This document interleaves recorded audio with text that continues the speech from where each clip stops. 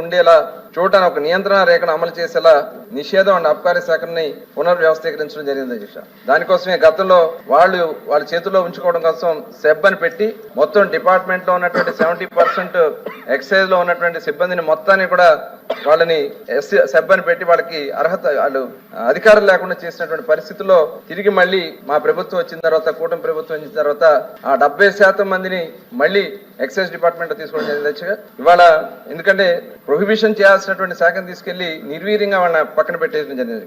అలాగే మాన్యువల్ గా గతంలో మాన్యువల్ గానే ఆర్డర్ అండ్ సప్లై ఉండేది, మళ్ళీ ఇప్పుడు ఓఎఫ్ఎస్ ద్వారా ఉంచడం నుండి పారదర్శకంగా ఆటోమేటిక్ సిస్టమ్ జనరేట్ చేసి ఓఎస్ఎఫ్ వ్యవస్థను మారడం, తాజాగా మద్యం రేట్లు కూడా నియంత్రించడానికి టెండర్ కమిటీని కూడా ఖరారు చేయడం జరిగింది అధ్యక్ష.